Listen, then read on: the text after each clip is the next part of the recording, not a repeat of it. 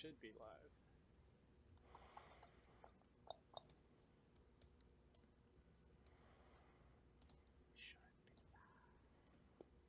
Still says you're hosting. Not anymore. There we go. Yeah, okay, now it's you. But All right. let me make sure I can hear us. Can you hear me? Still says you're hosting. Can you Yeah, okay, we're good. Can you hear There we go. me? Yeah, okay, now it's you. But All let right. me make sure I can hear us. Can you hear me? All right. We good. All right. So you ready? Whenever you are. All right. I'm ready. Are we recording on Zencaster? Is that... Oh no, we got to do that. Okay. We do the whole thing. You have to download it from Twitch. Oh my god, that would have been awful. Like straight up awful. Yeah, I think you have to hit record. Yeah, I'm going to hit record. It appears to be recording. All right, you ready? Are you recording still the video feed? Yeah, still doing that too. Okay. Yeah. All right. Okay. 3, 2, 1.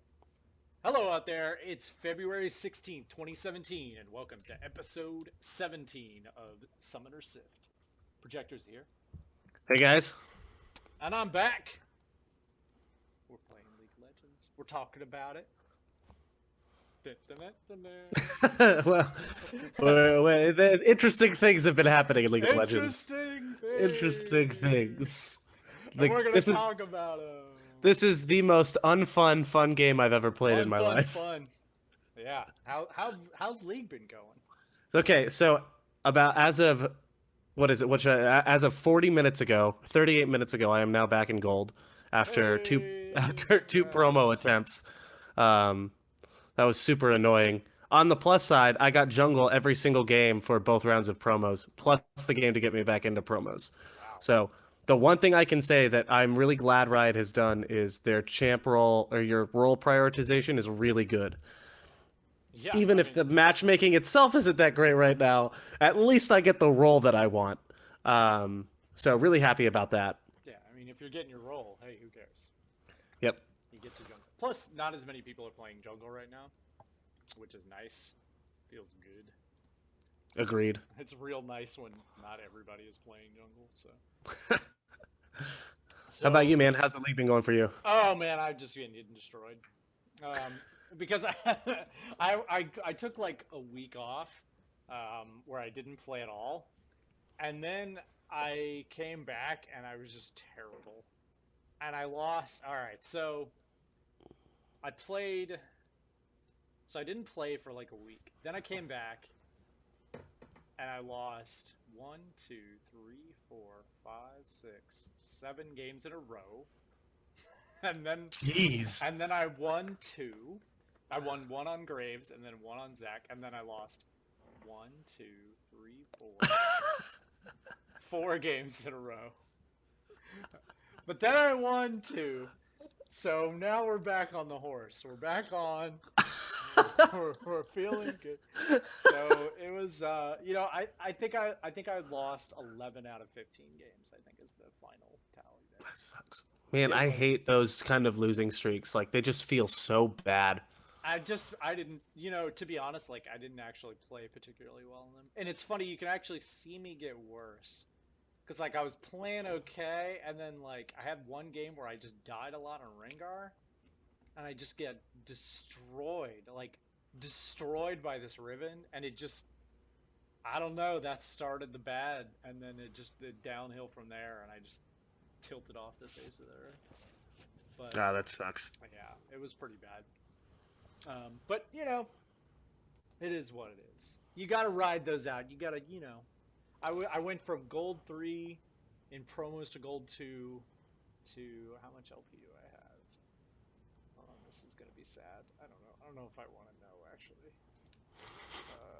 Where am I? I really kind of want to make it a competition now. To 50, I have 50 LP in gold 5. Jeez. So I spiraled. That's a harsh. I spiraled all the way down. That's still better than the drop you had last season, where you went from gold 5 to like silver 3.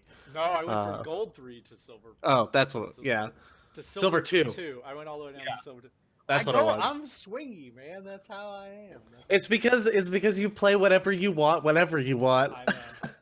Meanwhile, I just like spammed a bunch of Nocturne games. Like, if you look at my my match history right now, there's like 2 Maokai games on it, and the rest of them are all Nocturne.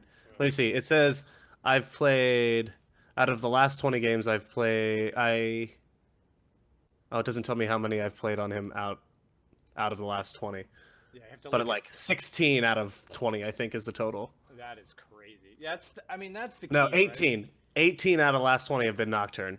You know, we were just talking like right before the cast, and if I only played like the 4 champions that I went on, like I would be plat already. Like if I would have just stopped being an idiot right around gold 3 and was just because I was feeling myself, I was like, man, I could win on anything. It doesn't matter, you know. Like, I mean, I played Scion support for the first time in like a year, you know. So stick to your champs that you know, unless you want to lose lots of LP. Yeah. If you want to climb, sticking to the champs you know is the way to do it. If you want to feed like me, get in there. Play lots of champs. just do whatever you want. Just do whatever you want. Have a good time with it. You know. Well, in that case of talking about playing champions that you're good at, how do you get good at a champion Oh in League yeah. of Legends now? I mean, before you would just ram your face into bots, like, right, forever, or just be like, oh, brand new champ week 1, ranked, get in there, you know, and that's how it worked. I played 1 game against bots. I'm probably all right. I mean, that's how you do it, right? That's how it works. Yeah, no, that's exactly what you do. Obviously, you see a champion you want to play, and so you take it into ranked, because that really shows you where you are with that champion. Really Clearly, shows if you only the there was true some sort essence. of tool that the game had that would let you practice Oh my god. your champion without losing LP or making 4 other people feel miserable and 5 other people feel great. Feel great, Uh, right? I mean, yeah. So practice tool, it's in, right, and it's glorious and I think it everything that is I the could best ever thing want. they have ever added to this game. I 100% agree. Other I than am other than like Rengar when he first came. Other than the first Rengar okay, rework, but I mean, which like, was overall, the best thing ever. Okay, because when they first reworked Rengar, he was so awesome. Okay, but like other than that Rengar rework, I totally agree. Feature-wise, absolutely yeah, the best thing they've ever added. feature of League of Legends. Like, I think this is. I've used it. I've only used it for maybe a total of 20 minutes, and um, I'm just in love with it. Like, I think it's great. You know how me personally, I think the best thing that I've used it for is I have that tendency, like, I get home from work and I'm like, yeah, League of Legends, you know, and I'm ready. And I, like, sit down, queue up ranked, fired up, and get in there. And, like, there's that rust that you have when you're trying to knock it off. And you're Yeah. like, how do my buttons work? You know, and you're, like, trying to figure it out. Going into practice with the champion that I'm about to play or that I want to play and doing it for, like, just 2 minutes is huge. I mean, you're so much ready, so much, like, better once you get into game. Um, just being able to like and not have to like, oh, I guess I'll level a couple of skills. It's just so much longer. Whereas, you know, I went into practice today and took like a minute and a half and just leveled all my skills to max and like ward jumped and you know flash R or R flashed on Lee and was just ready to go and then went right into a rank game and promptly stomped it and didn't feel rusty at all. There has been for the longest time. There's been a combo. There's been a trick on Vi that I've been afraid to use, which is where you Q and then you flash mid Q, similar to how you like or body slam flash on Gragas.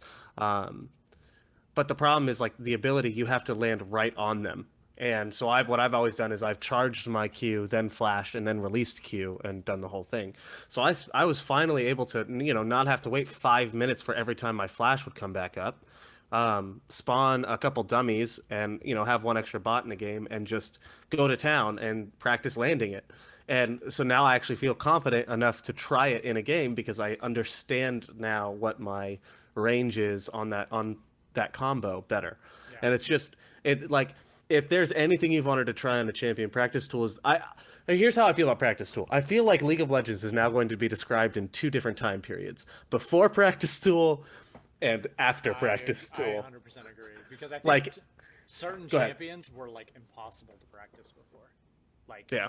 like Lee especially. Like I think Lee is maybe the biggest offender, right? Where like most of the really flashy hard to do stuff on Lee generally requires flash and like you need like flash to do a lot of it. And man, it is hard to practice that stuff when you can only flash like every 5 minutes or whatever it is.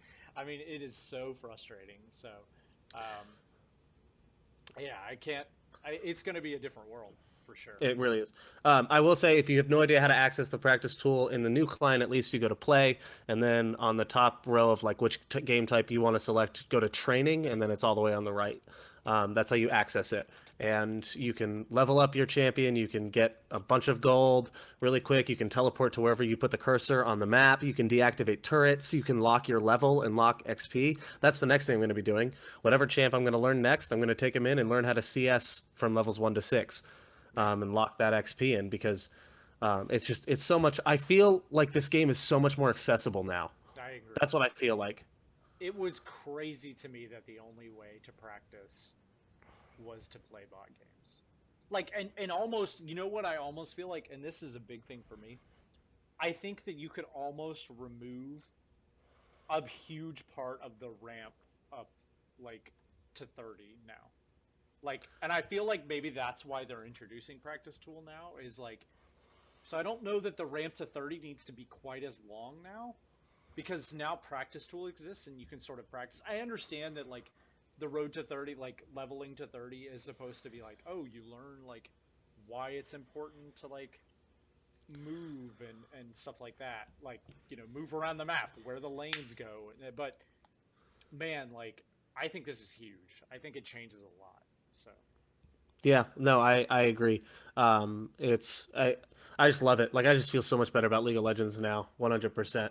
And yeah, if you're not using practice tool, use it. The only thing it's not really good for is practicing matchups. So but it is great for practicing your mechanics, practicing your clear, and practicing your CS. All of the things that you have direct control over in the game, you can practice yeah. in this, and that's what's really important. So, yeah, if I you're literally spent 2 minutes kicking a practice dummy across the map on Lee Sin. Like kicking it over walls and like over the wall and then like war jumping around it and then like kicking it, and I'm just like constantly kicking this dummy around. Man, like completely impossible before. Could not have practiced anyway that way, and it just felt so good. Like it yep. was. I almost see it like I don't know if you like. So I'm kind of an old movie buff, but there's a scene in one of my favorite movies called The Color of Money, and in it, Paul Newman plays this pool hustler who's kind of older and he's sort of lost his edge, and he kind of like gets beat by this young kid and gets really frustrated, and he goes back like to the lab sort of, and he like goes back to his old pool hall and he gets some glasses because he can't see. And in the scene there's like a montage, right? like a Martin Scorsese-esque montage where he lines up like 9 pool balls and he's like shooting each of them from different angles. And I feel like that's what this is, man. It's like you could put the glasses on, get in the lab, and like if you think about it, it's so natural that this should have always been there because Yeah, like every fighting game has this. I mean, any competitive game has this sort of mode almost, except for League of Legends, which is just crazy to me. yeah, I do, and I will say I do like I the only thing I would say I wish you could add is I don't think you should be able to 5v5 in this, because you're just gonna have people doing stupid things, and I do think that that would actually take away from the main queue because like if I could just mess around with practice tool with unlimited cooldowns, like Yeah, with 5v5, like I that'd be agree. I hilarious. think well that Um, and like it would take away like the fun of game modes like Earth when they roll around, right? Exactly. Yeah. So, but I would say if they could give you the option to do 1v1, and practice matchups, I would love that. If you could just have one other person in there, I would be You could satisfied just with sort of that. fight in lane. I think that would be fun. Yeah, because I could Especially work on if my even laning locked in at level 1 against a champion that I hate playing against or something like that. yeah, let's learn the level 1 matchup and stuff like that. Like that would be really cool. And I think for the pros it'd be huge, right? Like, Yeah, it would. and I'm sure that I can't see them not adding that. It seems like such a no-brainer to me, but who knows? Well, practice tool is a no-brainer. They didn't get it till They 7 didn't years get it in, to, so. so yeah, maybe you're right. I don't know. So, But but it feels even good. so, if they never add it, I'm okay with this. Like, it's I not. mean, it's I a don't even feel like huge. I'm settling for this. This is needed. So It's thank you so much, huge. Riot. Yeah, thank you so much. Like it was so sorely needed. Um, just awesome. Super fun to Yeah. play around in. And it's fun to flash like a bunch of times. Flash, flash, flash, flash, flash. um, Yeah. so that's practice tool. Yeah. So utilize it, use it. It is there for your benefit. Go learn why you'll never be a Lee Sin god. Go do it. Because like you'll get in there and be like, wow, this is actually hard, even if you do get to practice it over. But you can get there realistically now. Now at least it's a little more in reach. So Yeah. very All right. very cool. So the other thing I want to tell you about today is another way to get better at this game, and this is mainly for those of you that watch the LCS, watch Pro Play. That we don't really talk about Pro Play on this podcast. There are several other podcasts that do, and that's just not. We may talk about it every once in a while, but there is a video series that Jat, one of the NA LCS casters, started doing last season called Team Fight Breakdown. Now it's just called The Breakdown, and you can find it on LOL Esports YouTube channel. And basically, he takes different elements of the game and he breaks them down, and they do replays. They show you examples while Jat narrates it about like why this team did this correctly or how this complicated team fight worked out. One of the ones this series was on the dominance of Ivern in Pro Play.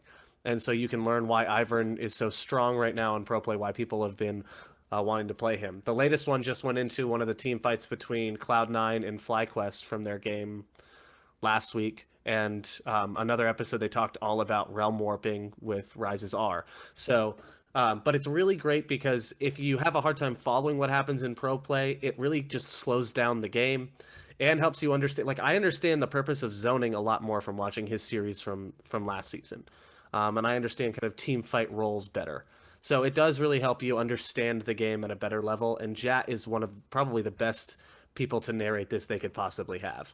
Yeah, so I mean, it's like a high level sort of view of the game, a little more in depth than like, hey, there is a top laner and there's a mid laner. But also, like, I think it's a good bridge in between watching a challenger streamer and like the LCS where like you're trying to understand like what's going on kind of because a lot of times especially like the challenger guy it depends on how he feels that day like how in depth he's going to go into this game like the things he's going to talk Yeah. about sometimes you don't have like 3 hours to watch an LC like a challenger streamer to kind of pick up what you would get and this is a nice way to just like get a digestible thing to watch that you don't have to wait around for a couple of hours on. Well, like I love it because okay, so I'll just give a quick example of the C9 Yeah. FlyQuest breakdown he did. There's a combo you can do with Camille where you E to the wall and then you E over the wall flash and you get to extend the range that you can land the stun. Now I can talk about that, or as Jat does in the video, he talks about it and then he includes like 3 clips that they made in practice mode Yeah. of that landing so you can see exactly how it works, and then when they actually show you Impact trying it in the game you see him miss it and you understand why. Like that's the kind of thing I love is it That's very breaks it cool. down and shows you examples of how an ability is used for any purpose. So definitely should be checking it out if you're not. Yeah. I definitely I think that's a cool thing. So I hope people enjoy it like because you need that type of content, right? Like I hope people pick up more instructional content. Like there needs to be more of it. And Yeah.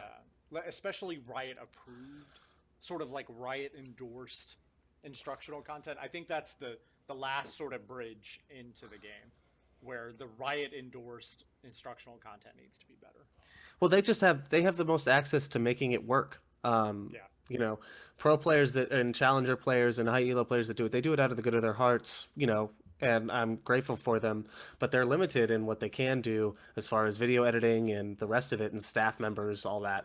So you have professionally done videos that look really good and that are really high quality if Riot does them. So, and that's not to say that high elo players, I appreciate you and what you do. Like, thank you for the goodness of your heart and Yeah, for, absolutely.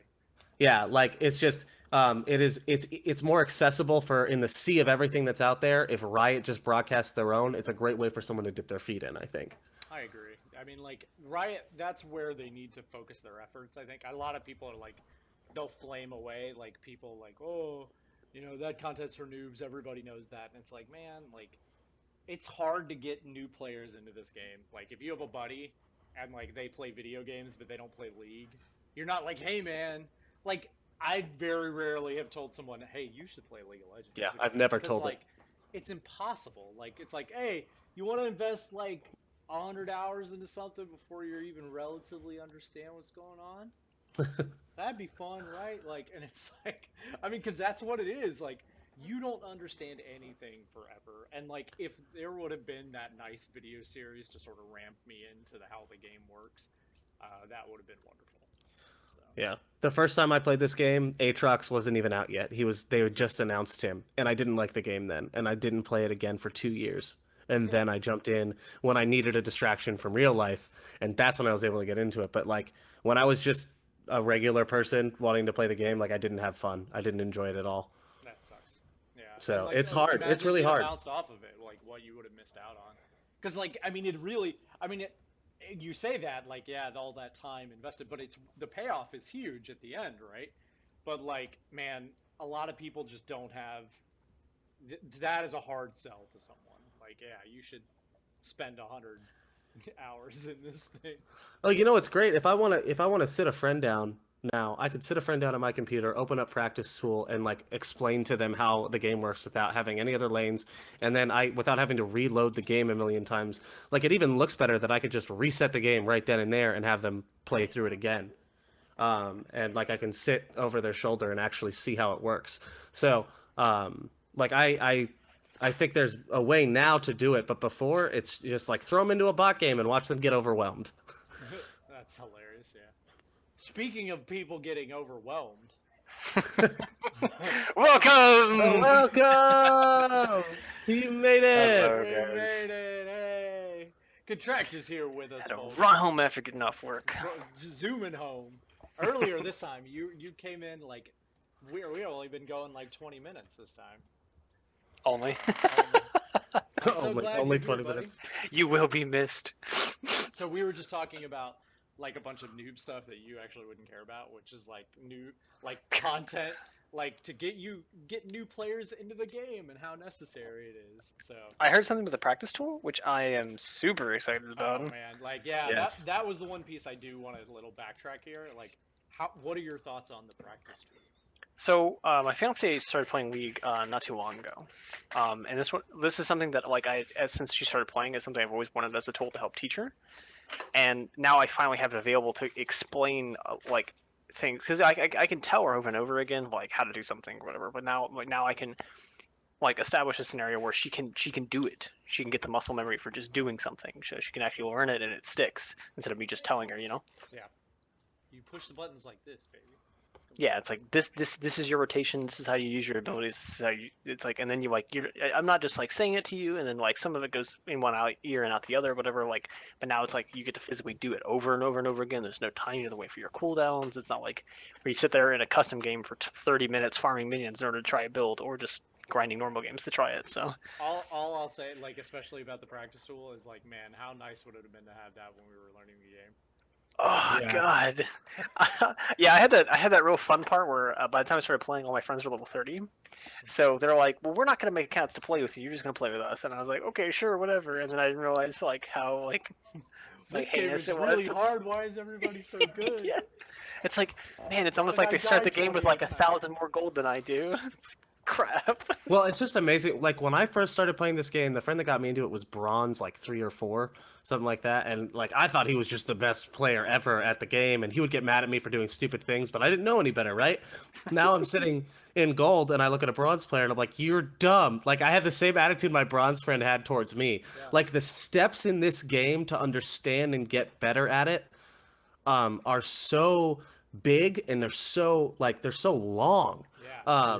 It just because now like plat players look at me and like you're an idiot. Diamond players look at everyone else like you're an idiot, and so on and so forth. Like it's just the learning curve of this game is so steep. Yeah, every time I play with Contractor, he's like, "You're an idiot." Sometimes verbatim.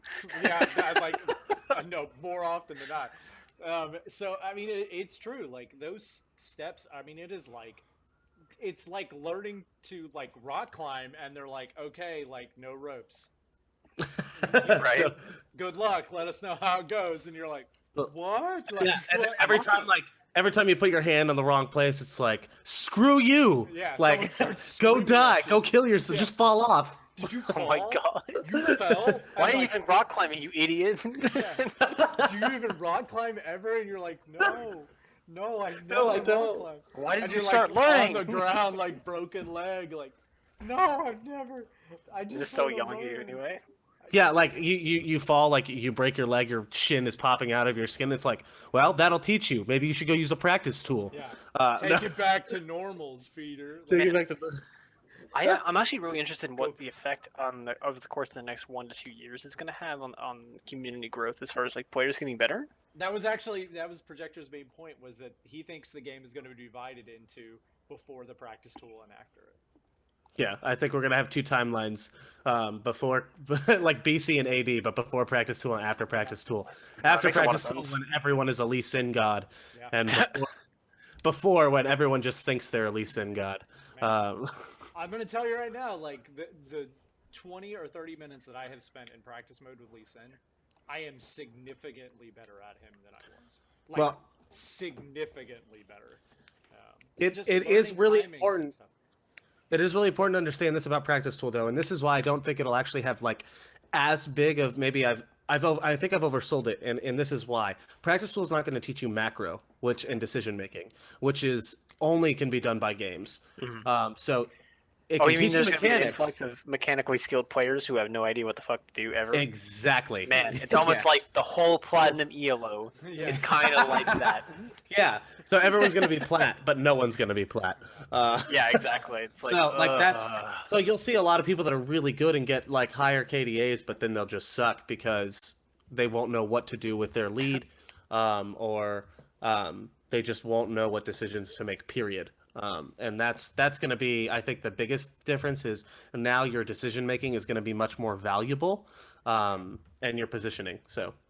Which I'm actually very excited about because I am not a mechanically gifted player. Like, I mean, I'm okay. I'm not like the worst, but I'm also not like, 18 and full of Mountain Dew and like, I just yeah, man, don't have you're it. getting up there. Like, you can still hang with the boys. I but- can still hang, but like I like the idea that the game becomes more about decision making. I think that's good. That's why I don't like games like Street Fighter and games like that, because I'm terrible mechanically. Frame canceling, all that junk. Like, I'm terrible at that. But I love thinking about the overarching strategy of the game and where I should be, and that kind of decision making is great for me. So It's awesome. Yay, practice tool. Yay. Yay. Yay, yay, yay. I can't believe when we first discussed this and they were asked if we could get one, they said no. That's still like tilts me off the face of the planet. They're like, no, no, we want people to play the game. It's that like, would ruin well, the and what game. I wonder, and this isn't, I don't mean to start a witch hunt with this. That's not the case at all. But I remember Riot Light saying that like one of the reasons was because he didn't want it to increase toxicity. And I wonder if Light was still here, if we would have gotten practice tool. And I don't mean that like to remember witch that hunt argument. Light. Dude, But I- yeah. go back to practice tool, noob. I mean, we No never one's gonna do had that. the Riot Light argument, but I'm gonna just leave that one alone because that. Wait.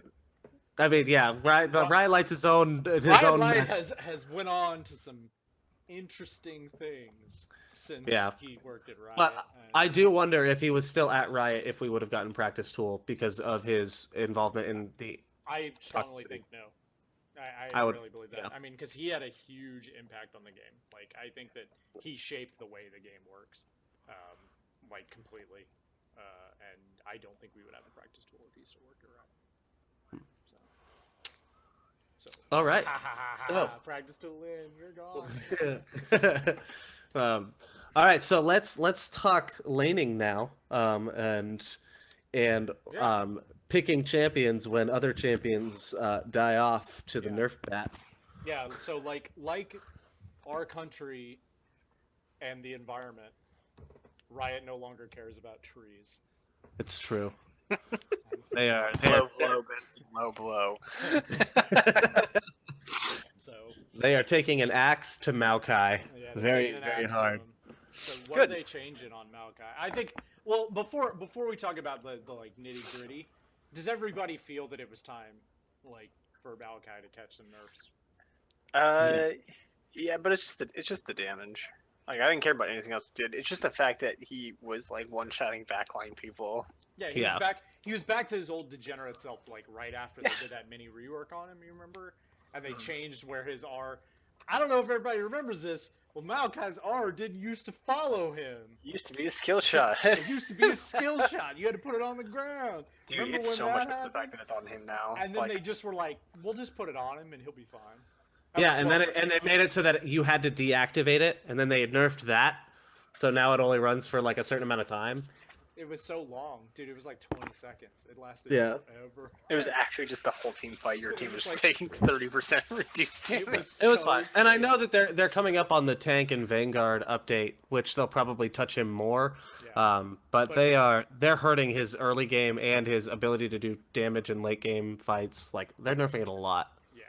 So I mean, when that happens, like, what do you do? Like, say that you. So this is like you play Maokai on the top lane. Like when you queue jungle top, and like when you get top, you only win like 30% of your games, right? And like, But But 60% of those wins come from Maokai. exactly, right? So like, what are you gonna do? Like, what's the plan? So the plan is, I need to find. Here's what I know. Playing a tank top lane is good for me because I know I can't carry from my laning. My laning is just not good enough. I know I can't carry, so I need to play something that I can go even or even lose lane and still be very relevant late. So tanks basically is what I stick to. So when Maokai goes, it's weird. I feel like there's a storm coming and I have to prepare. When the nerfs hit, right? I'm gonna have to find a new tank. Right now, I'm thinking about Scion, who also brings some late game. He's really good in lane. His damage is pretty balanced, except for if you play him support, then it's not balanced. And he provides a lot of utility for your team, roaming wise and just team fight wise. Like he's really good. So I think he's gonna be the next one that I go for. I love Scion. I think it's a good choice. He doesn't really get banned that often. His power level is like pretty high. Like, and he's a very very consistent champion. Yeah, and Yeah. he's also he's a much harder lane bully than Maokai is. Scion does a lot of damage, like 1 through 4. Yeah. He does big time damage. Fully charged cone is pretty annoying. Yeah. And it is It very really is. hard. And like when you don't have boots and like you don't have movement skills yet, right? Like if you land E and you're like relatively close to them, you're gonna get a fully charged Q most of the time. And Yeah. like that is like half of someone's life early in the game. It's super frustrating. Although it's also half of Scion's mana. So basically, so I mean, I guess this brings us to a point. There's been a lot of changes in the meta with lethality, with other things. What do you do? And James, this would be a good thing for you to jump in on because of all the support changes that have been happening. But how do you figure out what to play next when what you play is taken off the table? When it's gonna get nerfed. Yeah, when it's gonna get nerfed, how do you decide what should you do to try and figure out? Okay, what do I want to play now? The first thing I do is still play it and see if it's still good enough. And then like very quickly, like after a couple games, you'll probably realize like, It's not. nah, I shouldn't play this anymore. And a lot of times it happens. Like, okay, I'll just play something else. There's always like that there's always happens sometimes though. Like they've nursed. I mean, they step nerfs people, and Kha'Zix's like they've nerfed tiny things, and he's been fine. And Lucian took forever for them to finally like nerf him down, if you remember. Mhm. Yeah. So it happens. Like he got a bunch of nerfs, and everybody's like, "Oh, Lucian's gonna be, dumpster," and he was like still the best ADC. So As far as like what champs to play next, so if I can't play the things I've already been playing because I've been nerfed too hard, I go back to some old favorites. stuff that's still like stuff like Bible, whatever. Like they haven't touched Nami in like forever. They've like literally like not touched like anything on her in, like the longest time. So they like nerfed like a lot of the mage supports. I'd probably go back to playing Nami a lot until I could see where the meta was kind of established, and then either pick things to fit into the meta or pick things that were good against the meta. I also I really like finding those champions who have really solid power levels, but aren't going to be nerfed anytime soon. Those are the champions I really like to get good at because I know they're not going to touch them for a really long time. And in fact, they may actually potentially even buff that champion a little bit. So it's just something that I can play, and I don't have to worry about the very next patch that I'm nerfing that champion in addition. And I'm always constantly changing my champion pool, and I never really feel comfortable in anything. So I like to find something that kind of flies under the radar. Like Yeah. Nocturne. Like Nocturne. But oh no, what's happening? No! This is the season where like everyone loves me for like a month, and then all of my champions get taken away. Like all of my main champions are getting destroyed this season.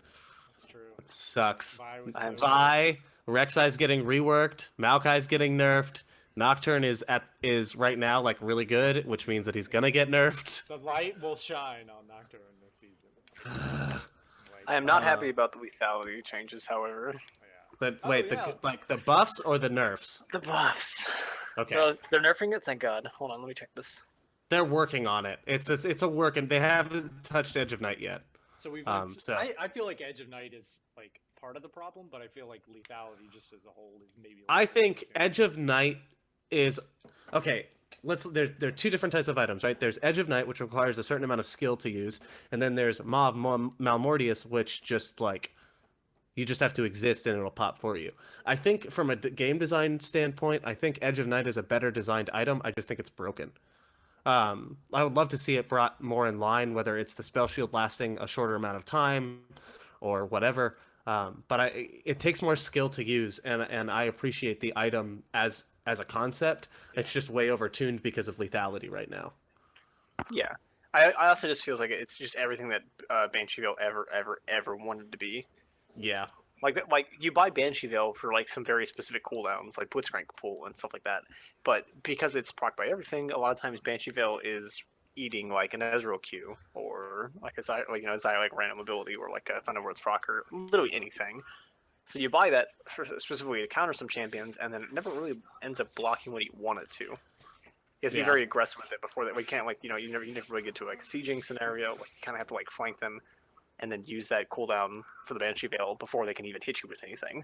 And then otherwise the item is like fairly useless besides just like the stats you get for it. But what? Yeah. So what makes Edge of Night different? So Edge of Night.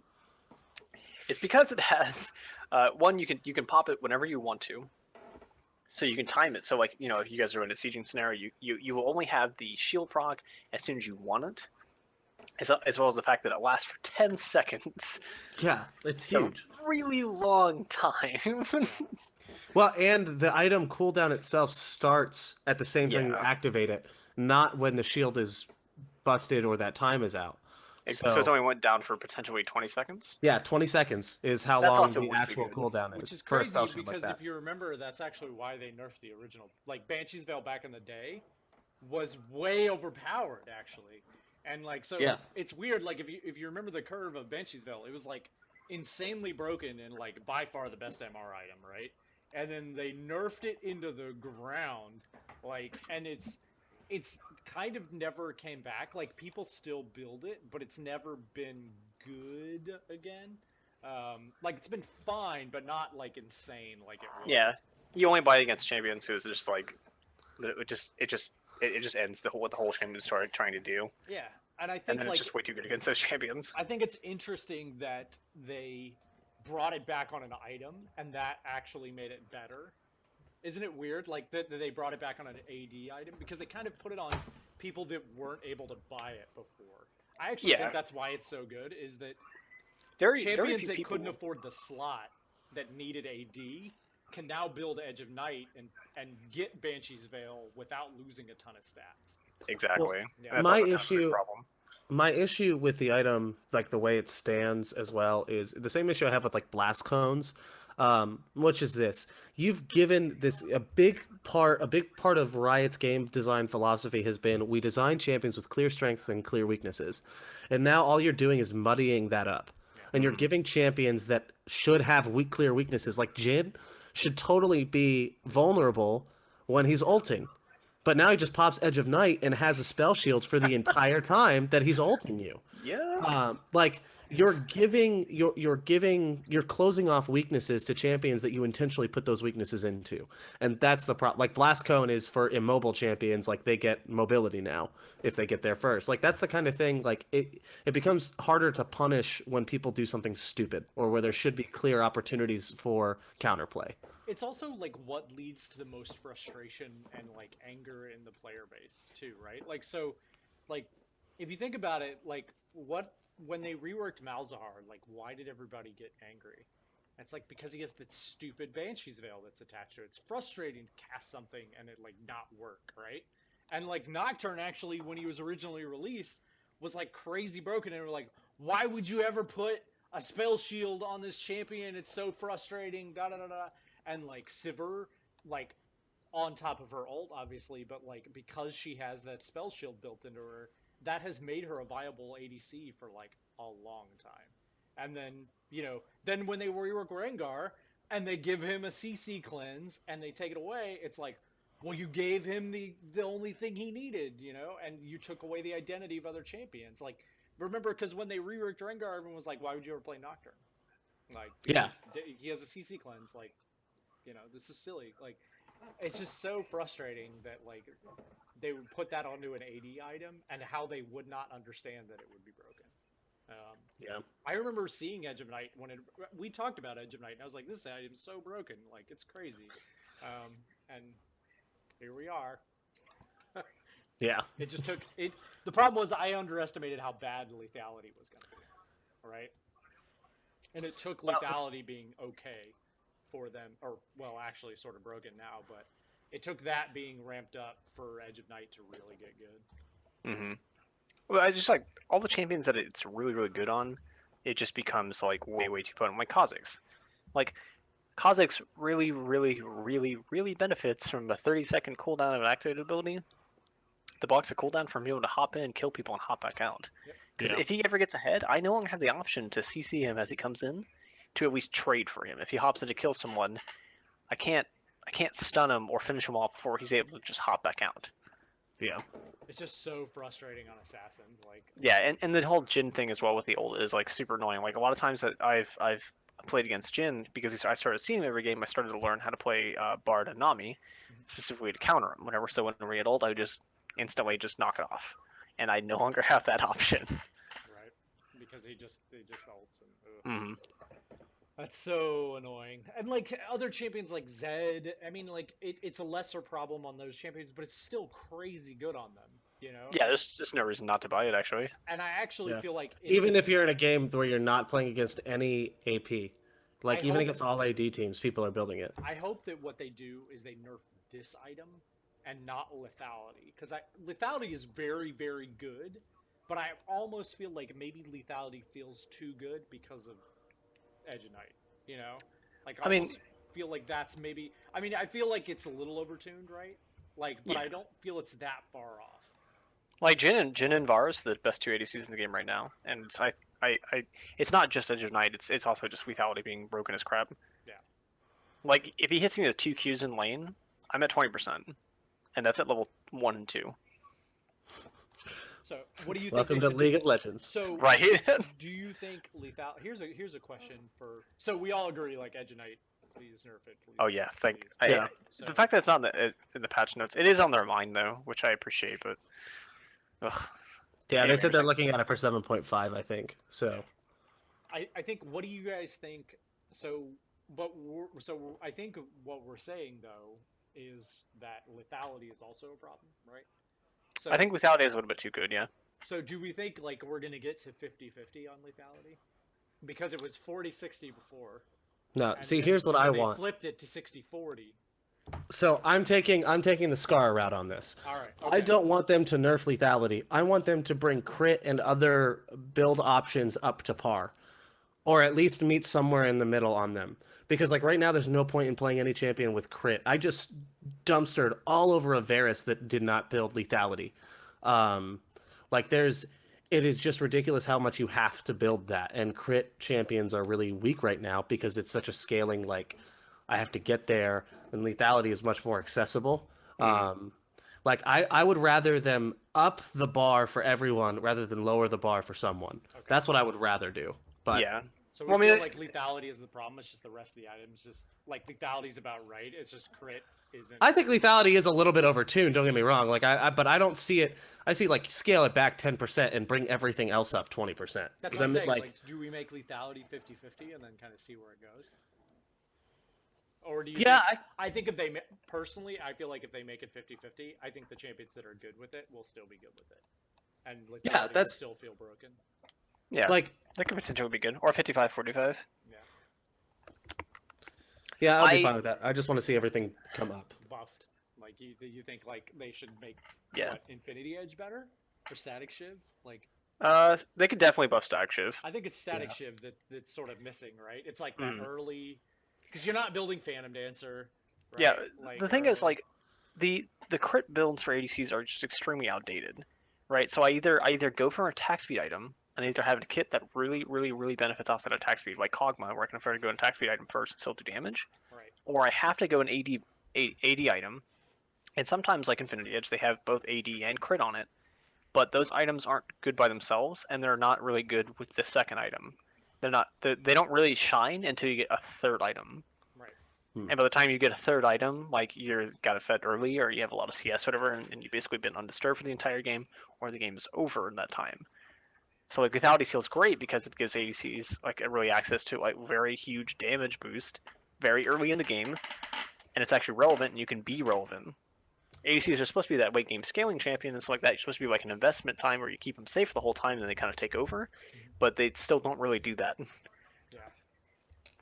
Not till like very late, especially Yeah. crit ones. Like they need like all of the items. You know, they need like the Infinity Edge, and then the other crit item, and then the attack speed item, and then they need Well, they foods, also and they need a way to live, and they also kind of really screw that over by like the mastery that reduces crit damage, but there's also like the Randuins. Like Randuins is a huge problem for crit champions. For crit ADCs, like Randuins just that single item, it just crushes you. Yeah. Like it's crazy how potent that single item can be against your entire build. and on And like top of that, it's the best armor item. Like if you yeah, think about it, like so when Randuin's becomes the best armor item, like crit people are super screwed because mhm. if Well, like, if the crit everybody's builds aren't building good. Dead Man's Plate, it's fine. Like everybody was so frustrated with Dead Man's Plate, they're like, it's way too good and da da da. But I'm like, this makes it so Randuin's Omen isn't like purely the best item. Like I hate that Randuin's Omen is purely the best armor item. Armor item. I That's hate just like the it no nonsense like 'cause brain dead tank it's item. so boring, like so lame. Like I hate building Randuin's Omen because it's just so boring. It reminds me a lot of how old Frozen Heart was. You remember old Frozen Heart where it was just like, oh Oh yeah, you god, just build Mm. Frozen Heart every game because it's You- Yeah. crazy broken. your and, support and your tank built Frozen Heart. Yeah. So you would Just build ridiculous. Frozen like Randuin's feels that way now, where it's just like, well, it doesn't matter that I would rather have a Dead Man's Plate because Randuin's is so much better, you know, in the scenario. But it's like where- no one's really building the script builds anyway. But even if you decide to, like you just have an item option that just completely shuts them out of the game basically, Yep. or like cuts their damage by a third or closer to a half for certain champions, and that's way too much. Well, here's the other half of this though too. I think the other reason you see Jhin and Varus a lot, especially in pro play anyways, is because the utility. Yes, it's that they can use lethality, but it's also their utility because if you're playing carry junglers out of out of the jungle, then you need some more utility to come from your team, especially if you're playing something like Jace top or something that or the on hit build Kennen that has been going around. So I feel like if they balance out lethality or make crit more optional, they open up the ADC pool more to where you don't. It gives you more creative team comps. Right.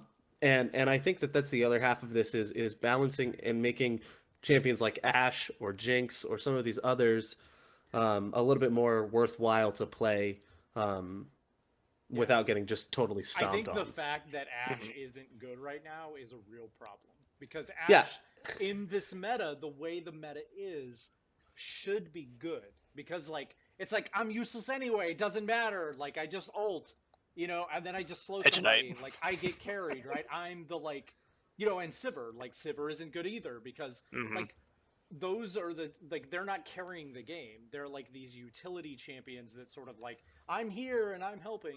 Like Jax is killing everyone, but I can help. Like it's just Varus and Jin happen to be like the ones that benefit from lethality and do what Ashe does better, like Hmm. from a Well, further and range without getting destroyed. Like in the same way that Zed was countered by QSS, Ashe is countered by Edge of Night, 100%.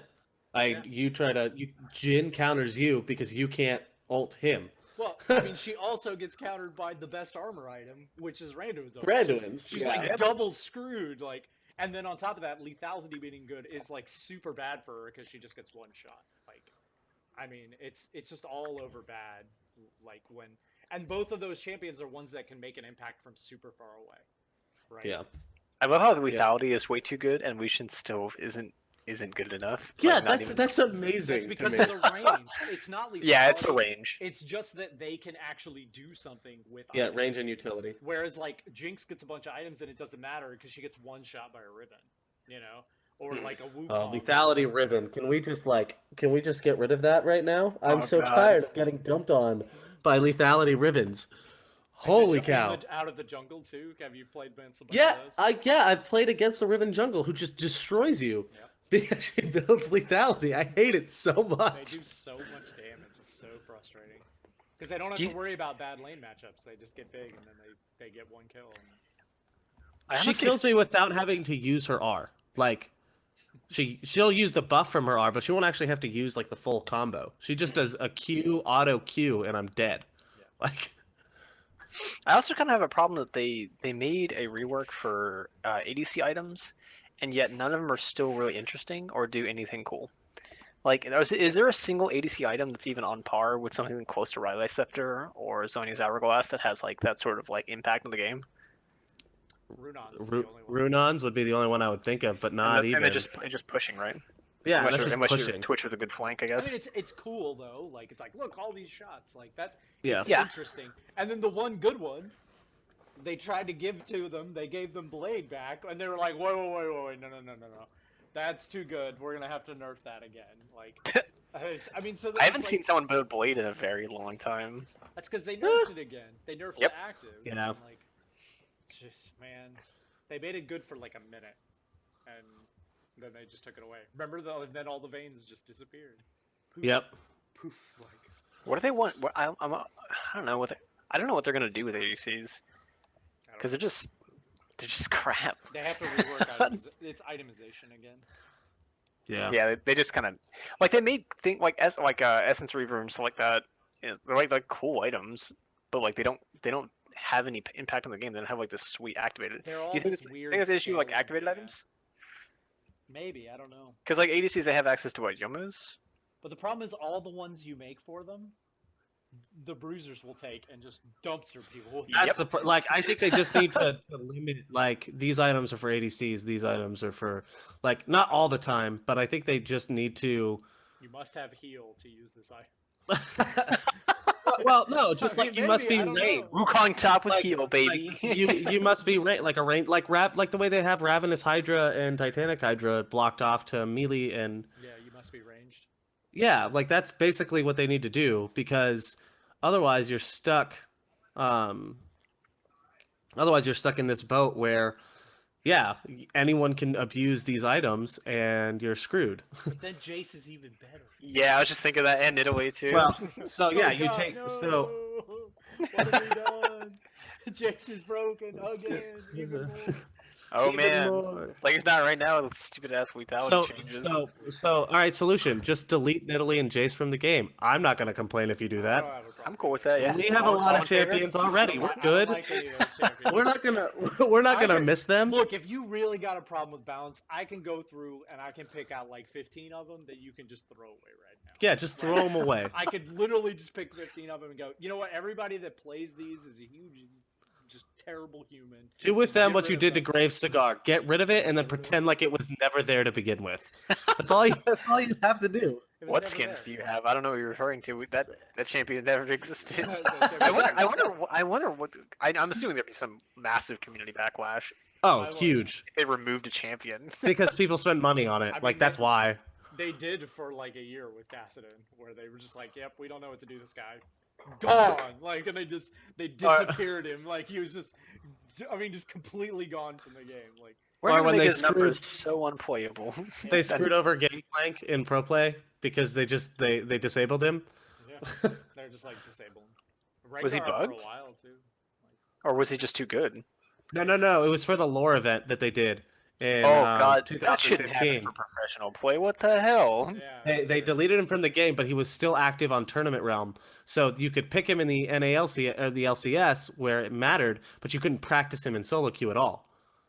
So, So He awesome. was- yeah, so no one could. Yeah, it sucked. It was kind of a catch-22, rock and a hard place for pro players. Yep. Until the event was done. Sorry, ADCs, your life still sucks. That's Yep. Right. all right. Hang in so- there. All right, so we've got a really cool question. New listener to the show, or well, new writer in. I don't know if he's a new listener, but Ixobel? Ixabel. Yeah. So who wants to read this one? I'll read it if you guys don't care. Yeah, James. I care. I'm just kidding. Oh, a rock did paper not- scissors shoot? You can't see my hand. No. I'll be honest, I promise. Go ahead. All right. Isabel writes into us and she says, or he, whatever. It's a I've he. been playing LoL since about November's 2016 and trying to wrap my head around a bunch of different things all at once. I would consider Vi to be my main, but I'm still struggling to absorb it all. I'm coming from HOTS, so not 100% new to MOBAs, but I wanted to mix things up, so I came over to LoL and I never launch HOTS anymore. Yeah, He is- That, he that is- game stinkeroonies. Good job. It's the Like, antithesis to everything we talked about before, where it's Okay. like impossible for someone to get into the game. yeah. So Dude, he I love- just- he I love just- my nickname for that game, Little League. oh, Little jeez. League. That game All is right. so bad. Like I can't And- stand it. But let's not get into why. This person actually has two individual questions. All right. First one is, in watching videos, I sometimes see people sacking multiple early items. Example is three dark seals or whatever. When is it proper to do this versus just pushing towards a real item? I understand when you may want to buy 3 long swords, but they all count towards a black cleaver. But situations where I see someone buying 3 times dark seals makes no sense, as there's only one item they build into. I mean, I get that you realize the immediate benefit, but get the immediate benefit, but then you have to sell the item at a loss. Basically, what does this mean? So this is a very corner case scenario, right? Like, so Yeah, well, there's some lane matchups where it's you have to do this. yeah. I mean, like, but let's address the Dark Seal one specifically. Yeah, and then, specific like, Dark let's- Seal is an exception All right, so because like the Dark Seal- Doran's items are different. Right, Mhm. Doran's items are a different thing, right? But like, okay, so Dark Seal, you're seeing triple Dark Seals generally on Singed, and like some other champions, but almost always on Singed, and it's because Singed has a notoriously sort of weak early game that you're trying to cover up. So you're trying to like get him out of that bad time without losing a lot of gold. And because the reason that Dark Seal is the exception is it sells back for a higher percentage than it's like versus the other ones than its buy price. So it's like I think it sells back for almost it's either 70 or 80% of what you buy it for when you sell it. And he's always building Corrupted Potion, so it actually stacks. So the Dark Seal effect, like for the potion effectiveness, stacks. So people will just build like 3 Dark Seals and a Corrupting Potion and they live forever, and that allows Singed to scale because he scales with levels. So Singed is a weird thing because he doesn't play like other champions, and he does some strange stuff on the map. I don't want to get like too into like what Singed does and like why he's strange, but like realize that's very corner casey, and as a new player, especially where you're like, it sounds like you're playing jungle. This is not something you're ever going to do on jungle, and don't worry about it. Like, there are lane matchups, which I think James is going to kind of go into here in a sec, where this is appropriate, but on a jungler, you're never going to do this, like, ever. It's only important, like, if you have to fight someone consistently, and this is the only way to live. So. Yeah. Well, and let me. I play Maokai, right? We've talked about this before, and Doran's Ring is really good on him in matchups where I don't want to fight, but I get pushed out a lot, right? So let's say I'm playing against like a Riven or someone that's going to push the lane really hard, and I can't fight them, but I need to be able to push back, right? So if I'm forced out of my lane, I have to back early, and I have enough money to buy either like a cloth armor, a Kindle gem. I think that's what it is. The or the ruby crystal, ruby crystal, Yep. ruby crystal, cloth armor, or a Doran's ring. Well, I have to think. I don't want to fight this Riven right now because I can't win, but I need to match her push so I can keep my turret up. So I'm going to pick the one that lets me push for longer, use more of my abilities because Doran's Ring gives me mana back as I'm killing minions. So I'm going to buy another Doran's Ring if I've had to back early and don't have enough to complete like a decent mid-level item because I don't want to fight right now. I just want to just sit in the wave and push it and push back and match them. So there are, because all of the Doran's items are actually really gold efficient to sell back. Obviously, you don't want to buy more than like 3 because you're just wasting too much time at that point. But buying 2 is a really good thing depending on what situation you're in. Um, In so lane. that's why I would do it. Yeah, in lane specifically. Yeah.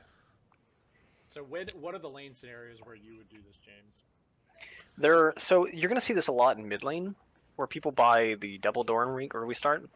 Now they fixed a lot of the champions basically having to do this if they didn't have enough gold to go back and buy like a needlessly large rod or something. When they made Lost Chapter, Lost Chapter fills a lot of that same role, as it gives you a lot of like it just gives you flat AP, which is gonna be good for pushing and clearing the wave, especially if you have an opponent who likes to push a lot. It also gives you the extra mana regen, and it also gives you health, which is also very important.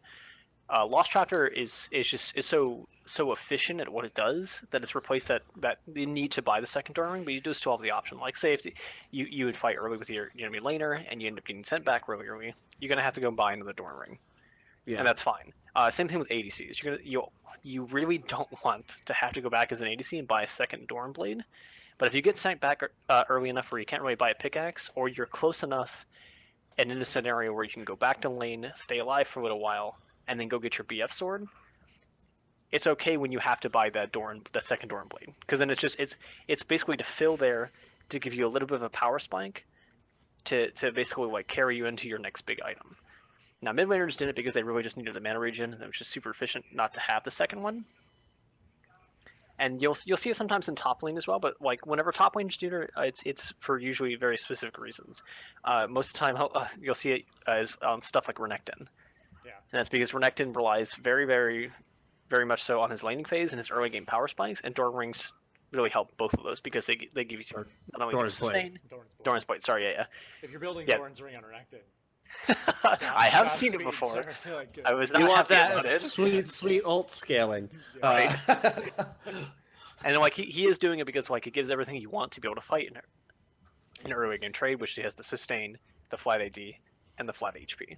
So it's generally to bolster early game weakness, Yeah, or that's almost exactly enhance what it's used early for. game. Like that's almost always exclusively what it is.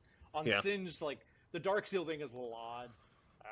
You Yeah. can probably Google that and get a better explanation of why you build Dark Seals on Singed, but it's real strange. Yeah, Singe has a very unique playstyle all to his own. Yeah. Like, most of what he does is actually not fighting his opponent at all, which is a very strange concept for new players. Yeah. Like you're like, yeah, you go into a lane and you fight your opponent, and that's what you do. And it's like, okay, Singe doesn't do any of that. You're like, wait, what? How can you win? It also doesn't matter how often Singe dies. It's fine. Don't worry. Exactly. It's actually better to die a lot early and then just Yeah. say whatever. So, all right. And the so second part of this question, hopefully that answers that question. Project, do you want to read this one? Yeah, sure. Number 2, his other question is, how long will you linger in evaluating a gank? Sometimes after a full clear, I swing by a lane to take a peek and just kind of stand there for a second to see if the enemy pushes past a safe boundary or not. If it isn't immediately obvious it's going to work, I'll bail. But sometimes I spend 15 seconds standing in the shrubbery and get antsy, knowing I'm just wasting time doing nothing. Then I either dive in and wing it, or just walk away, get back to farming. But usually both options are a waste. I don't get the kill, or I just return to farming having wasted a minute or so. So what's the time limit you'll spend seeing if a gank is viable? 10 seconds, 5, any examples? Thanks guys, the podcast sounds great, and I've subscribed to add it to the pile for my stupid long commute. Amen. Okay, I hear that. So, all right, so I'll touch this one because actually me and Projector jungle very differently. So I That's do true. this a lot more than he does, okay? Because I have a very specific goal, and I think like So what this question tells me is that you don't know why you're ganking. Okay, and that's okay because you started in November, right? Like Yeah, so no. but The fact that you're you're even thinking about that much is insane to this me. is very good, right? Like, so you're thinking the correct way. Like, you're like, I don't feel like this is right. Like, what am I doing? And really, what it is, you need to understand why you're ganking the lane. Okay, there are two reasons why you gank a lane. All right, one, the guy's a free kill and you can just kill him. He's like way out of position. He's like shoved a turret. He has no escape. He doesn't have flash. So you can just kill him. All right, so he's free gold. It's actually more gold efficient to kill this guy than to farm my Krugs. Okay, so that's one reason you gank a lane. Two, your laner needs to get ahead or is behind, right? So the only reason you should like sit in a bush is if it's the second scenario where like you have a laner who can snowball like really hard, like Riven or Darius or something like that. I will often sit in a bush for like a good five. I'm not sitting there 15 seconds, I can tell you that. But like, I've sat in bushes for maybe 5, 10 seconds waiting for somebody to like walk up because I know if I can get that Darius or that Riven that first kill, he'll like snowball the lane out of control, and like that first kill is really important. But you have to realize what you're doing when you do that. You're giving up free money on the map to get an advantage, right? So like generally, especially at the stage you are at, like in your jungle development, I would suggest that you don't do this at all.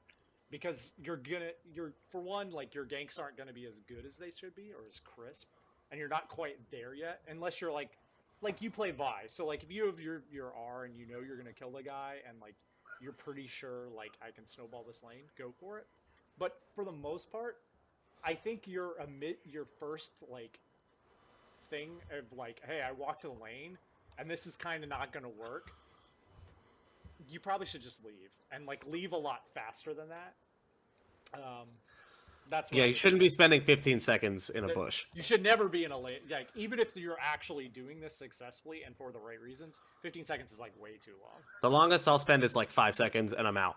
Yeah. That's just now for me. I play Nocturne, so sometimes I end up standing in a bush because I'm gonna ping to tell my laner like go in so that I can follow up your engage with my ultimate. That's different. Typically, so what you said something in here specifically that gets me, which is let me see if I can find it. I swing by a lane to take a peek.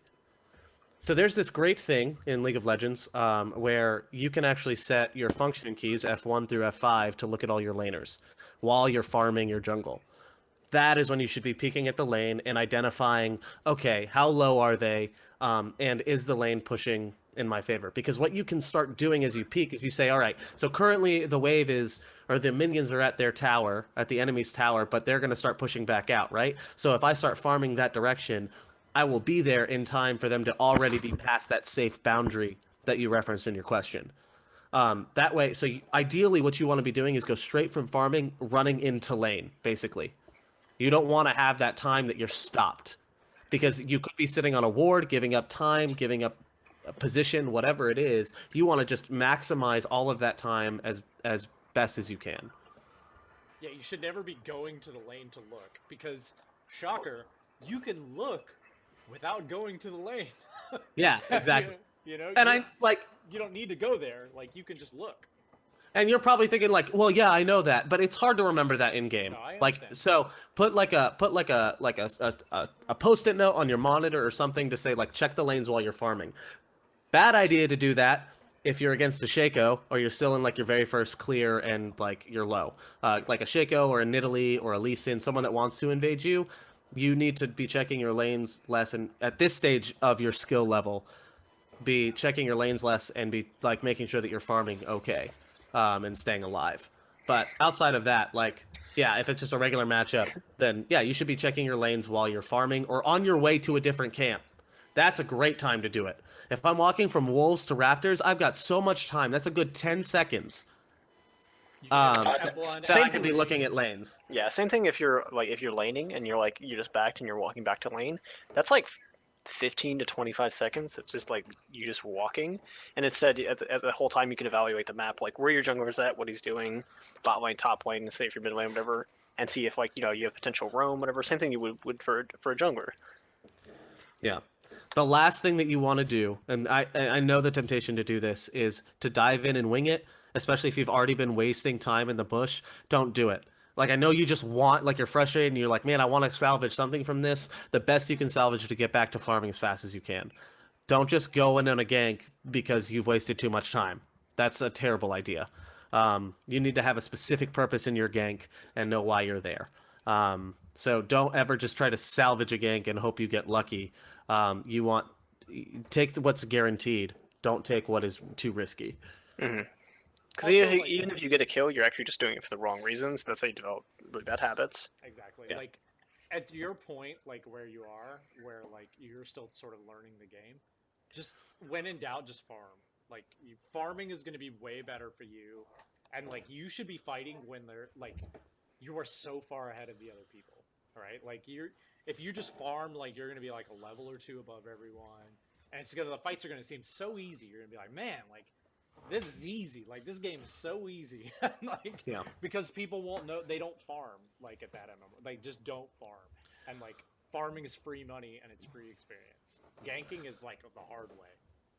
So I'll give you 2 quick tips at this stage of the game for you. If you're gonna peek at a lane really quick, here's how you can tell if it's gonna push back, which direction it's pushing. These are just quick until you learn like lane manipulation, right? The 3 things you can look for are A, has it crashed into their turret? If it's crashed into their turret, chances are it's gonna push back towards you. Right? As soon as it crashes into a turret, chances are the lane's going to get closer to reset. That's number 1. Number 2, when you look at the lane, see which enemy is attacking the wave or the minions more. Because whoever's attacking it more means they're pushing it harder. So that can kind of give you an idea. And last, whichever lane has more minions in it at the time. That one is not always right because like other waves might be coming. But for the most part, if whichever one has more minions in it at the time, it's probably pushing in that lane's favor. So those are the 3 things that you can look for to know, okay, this lane is probably going to push in this direction. Yep. So I hope that helps. Don't stand in bushes for 15 seconds. Yeah, just Like, don't waste time. Don't do that. Like there's no reason. Like Ooh, go Like, ahead. if a gank was going to be viable, it would have been viable. there's one exception, and this one you'll learn, which is lane ganking through those brushes. Yeah. That's fair. If you're trying to kill someone. Like and again Yeah. that's the advanced Benson tactic of I'm gonna kill this guy 1,000 times until he quits. Okay? Man, the funniest moments in League are when I kill the top laner, he TPs, and I'm healthy enough that I can stay and just kill him right when he TPs back in. It's so funny. I have been so tilted off, but like I was practicing Echo in one game, whatever, and that happened to me. Like I got to trade with it. I got to trade with a mid laner. I die. I TP back to lane. I'm like, oh, okay, I'll just get to this farm because my laner backed, and then the jungler just solo kills me. Feels awful, man. Yeah, the game did not. You're, go I well. mean, when that happens, like you're completely out of the game. Like you're. And Yeah, I'll see you guys in 15 See you in minutes. 15 minutes. And like the value of that sort of stuff like scales as the players that you're playing with get better. So like a lot of times like you're gonna completely dump on a lane, like especially at lowish MMRs, like you're gonna like in bronze-ish, you're gonna just destroy a laner, right? And then like the guy that you got ahead like has no idea what to do, and he's just gonna like flounder around and try to 1v9 and die a bunch of times, and then suddenly this other guy is gonna get back in the game. As you get higher, if you give a top laner a lead, that lane is over. Like the other top laner is out of the game completely. Like it's over. And so the value of getting lanes ahead scales as you get further. In lowish MMR, just get yourself ahead. Yeah, I had this conversation with somebody the other day, like arguing about like what is the value of wards, right? And like how that actually changes depending on the elo that you're in, and that a ward provides you nothing tangible. You can't measure how valuable a ward is. A ward is only as valuable as the information it gives you, and then on top of that, what people do with that information. Like if I ward the whole map, and we never make any plays with my vision, none of those wards mattered. Not a single one. Their value was 0. It benefited in no objectives, no kills, no towers. Nothing happened with those wards. But if I place a ward and we use it to trap someone, or we know that a jungler is coming to game, so we counter gank them, that was a lot of value. And the same thing with getting people ahead. for as a jungler for ganking for people. If he doesn't know what to do with all the gold that he's gotten, you haven't really achieved an advantage. It's a potential advantage. Yep. Oh, here's the other thing. If you spend 15 seconds standing in a brush, this is the last thing I'll say, and then I'll shut up.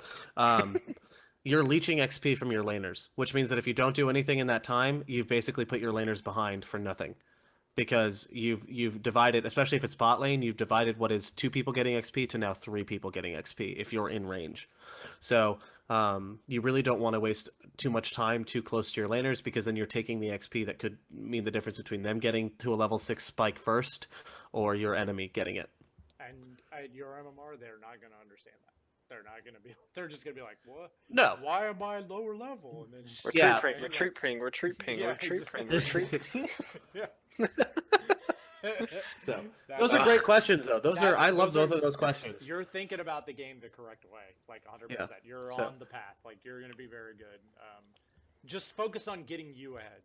Like in these games, like when you're learning, focus 100% on you. Like just what am I doing? Like how am I getting gold and experience? Like that will make you much better than trying to get your other lanes ahead. So. Yeah. All right. So that's a great question. I think this guy wins. Yeah, I think this guy wins. It's a tough competition tonight, but I think Isabel, I think you've won their $10 in RP. Yeah, congratulations. If you don't know, you can send in questions. summonersift@gmail.com. We'd love to hear them. We'd love to answer them. Don't let.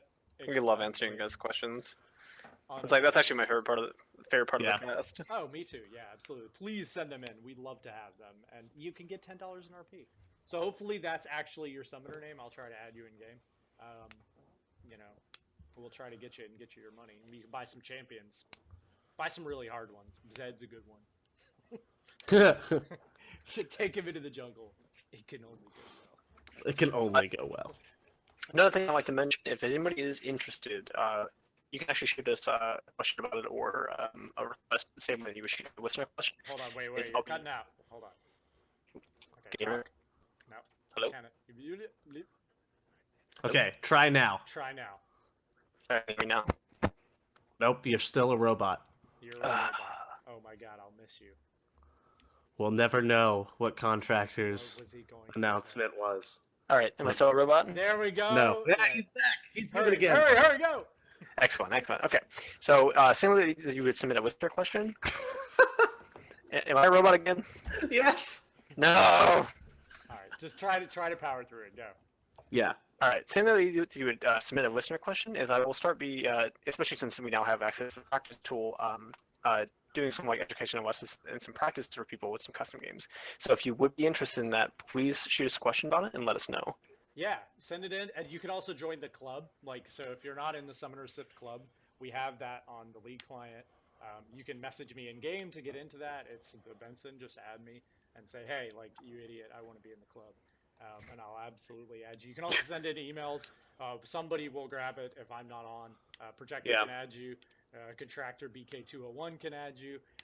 Not hard, you know. So send it in. There are always cool people in there looking to play games, and we will always help you out. So. Yep. And also join us on the Discord. The information is in the outro to the episode, so just listen through the outro and you'll know how to access the Discord. Somebody has to enter it because Projector recorded a sweet outro. And Yeah, I just want people to listen to it. we So. feel useful, please. All right, and on that note, All right. get on On that that bombshell. That's Summoner Sift episode 17. Thank you for listening. We love you all. Final thoughts, Projector. I have none whatsoever. All right, good. Contractor. Nerf them all. Let God sort them out. All right. Bye, guys. Have a great night. Yeah, Good night, night. guys.